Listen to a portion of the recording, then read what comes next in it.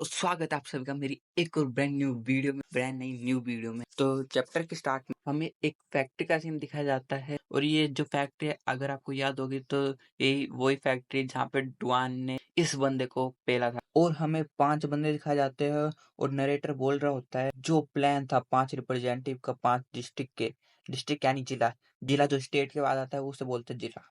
उन पांचों ने ये प्लान मिलकर बनाया था लेकिन आखिर में वो पांचों के पांचों फेल हो गए। फिर उनमें से एक बोलता है कुछ भी हो लेकिन उनके बाद में हमने अपनी ताकत खो दी है पूरी तरह से। फिर उनमें से एक मास्क पहना हुआ बंदा बोलता है सच में ये बहुत निराशाजनक मामला था। फिर हमें उस पर्सन की डिटेल दी जाती है और हमें दिखाया जाता है कि ये टेम्पररी रिप्रेजेंटेटिव है नानयांग डोंग का। तो इसका भी हमको नाम नहीं होता है तो इसका हम नाम रखे चिंकू। फिर उनमें से एक दूसरा आलसी जैसा दिखने वाला बंदा बोलता है इस हादसे के बाद हमारी जो पावर है वो लगातार गिरती ही जा रही है। और फिर हमें इसके बारे में भी बताया जाता है ये भी टेम्पररी रिप्रेजेंटेटिव है शिवोंग डोंग का और इसका भी हम टेम्पररी नाम रख रहे हैं लिंटू। फिर उनमें से एक और बंदा बोलता है कि ना ये झटका बहुत गंभीर था, इससे हमारे बिजनेस को चलाना एक लगभग इम्पॉसिबल ही हो गया है। और हमें इस बंदे की भी डिटेल दी जाती है ये भी टेम्परेरी रिप्रेजेंटेटिव है नांगसियोंग डोंग का और इसका भी हम टेम्परेरी नाम रखते हैं पीकू।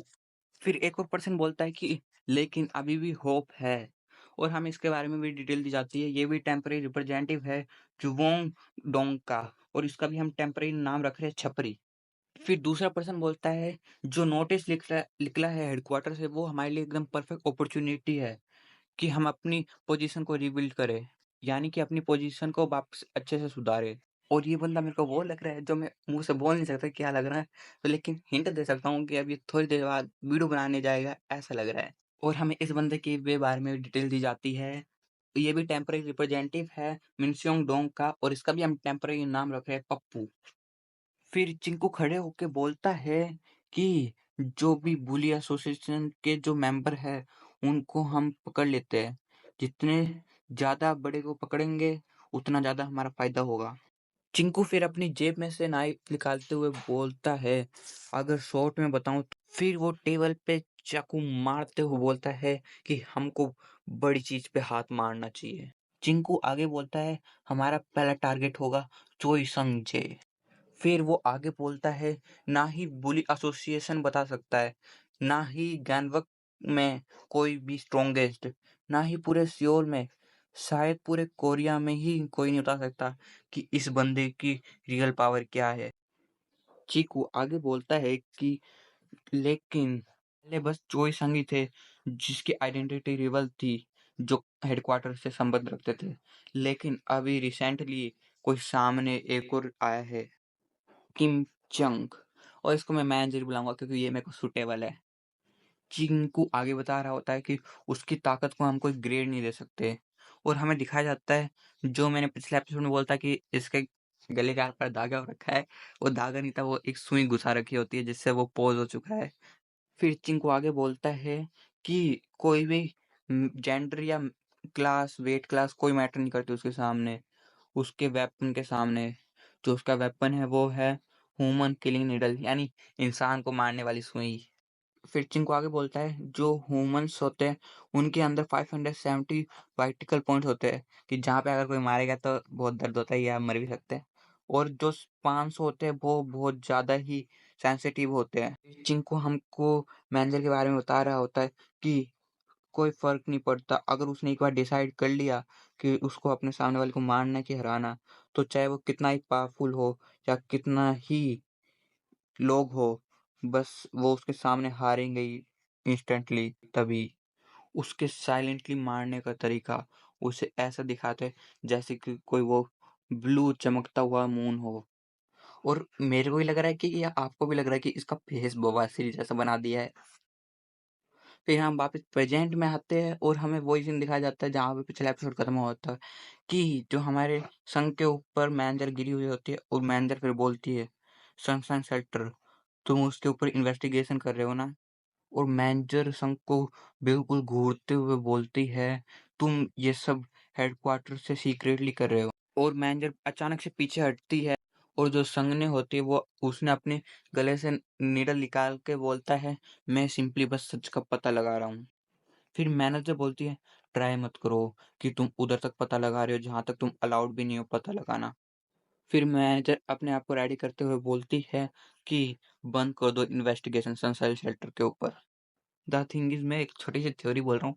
मेरे को ऐसा लगता है जो डुआन का बाप है उसको और किसी ने नहीं, जो बुली एसोसिएशन का लीडर है ना, उसने ही मारा है। फिर संग खड़े होते हुए बोलता है, जो सनशाइन शेल्टर है और जो बुली एसोसिएशन है उनके बीच में क्या कनेक्शन है? और उसी टाइम जो मैनेजर होती है वो संघ पे अटैक कर देती है। लेकिन जो संघ होता है वो उससे बच जाता है और बोलता है जो रिकॉर्ड है सनशाइन शेल्टर के। लेकिन तभी जो मैनेजर होती है वो अपना अटैक घुमा के नीचे कर देती है। और लेकिन जो संघ होता है वो उससे ही बचता है और बोलता है मिटाए क्यों जा रहे हैं, और संघ अटैक कर देता है और फिर पूछता है हेडक्वार्टर की तरफ से।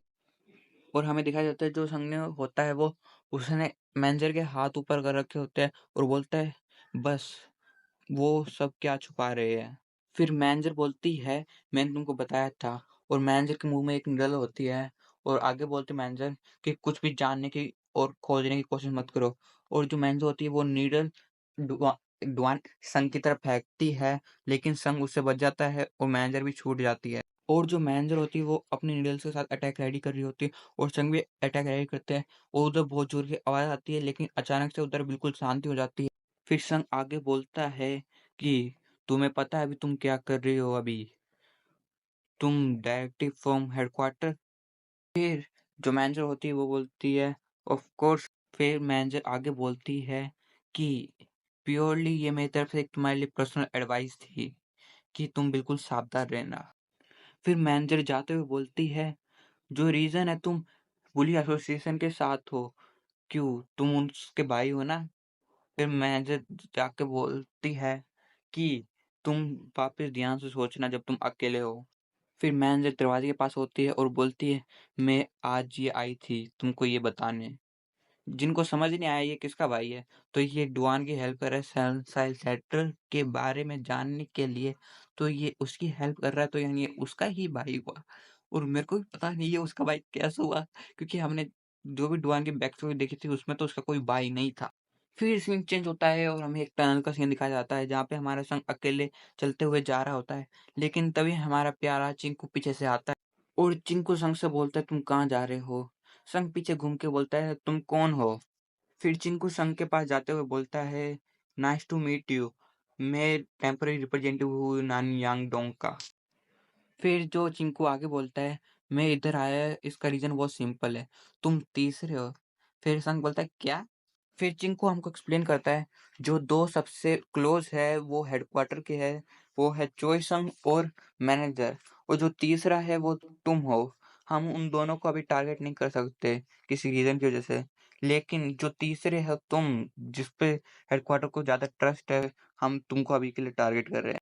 फिर जो चिंकू होता है वो संघ के ऊपर नाइफ पॉइंट करते हुए बोलता है हमको तुमको एलिमिनेट करना है, ये सबसे अच्छी चॉइस है। लेकिन जो संघ होता है वो बिल्कुल रिलैक्स होता है और बोलता है कि क्या तुम्हें लगता है कि तुम अकेले मेरे को हरा दोगे। लेकिन जो चिंकू होता है बोलता है हाँ बिल्कुल नहीं, लेकिन हम सब हरा देंगे। हमने सब कुछ पहले से प्लान कर रखा था जब तुम अकेले होंगे, क्योंकि तुम हेडक्वार्टर के सबसे पास हो। और हमें दिखाया जाता है उधर बहुत सारे बंदे आ जाते हैं संघ को पीटने। हमें दिखाया जाता है वहां पे फिर लिंटू आ जाता है, पीकू आ जाता है, छपरी आ जाता है और पप्पू आ जाता है। और चिंकू आगे बोलता है हम सब तेरे को पक्का हरा देंगे इस नंबर के साथ। और हमें दिखाया जाता है जो संघ होता है वो बिल्कुल रिलैक्स खड़ा होता है और जो संघ होता है वो उन्हें ही देख रहा होता है।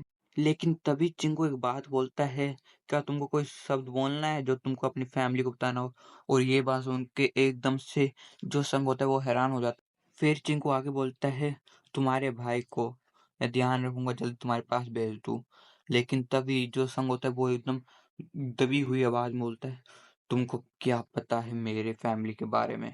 फिर चिंकू बोलता है क्या ये मैटर भी करता है कुछ। फिर चिंकू आगे बोलता है 100 बंदे 100 ब्लेड के साथ। और जो संग होता है उसका दिमाग खराब हो जाता है और ऊपर से एक तितली उड़ते हुए जा रही होती है और संग बोलता है नहीं, गलत। चिंकू को कुछ समझ नहीं आया होता है और हमें दिखाया जाता है उधर एक मकड़ी होती है जिसके आस-पास उसके बहुत सारे चारे होते हैं और वो दूसरी तितली भी उसमें आके चिपक जाती है और संग आके बोल रहा होता है, इधर बस तुम्हारा एक ही दुश्मन है। और संग एकदम डरावना और बैड-ऐसा लुक देते हुए बोलता है, तुम 100 के 100 बस विक्टिम हो। और इसी के साथ हमारा ये चैप्टर खत्म होता है और नेक्स्ट चैप्टर आएगा अगले वीक, तो उसका इंतज़ार करना। अगर वीडियो पसंद आई हो तो वीडियो को लाइक, कमेंट, शेयर और चैनल को सब्सक्राइब विद बेल आइकन कर देना। तो बाय बाय।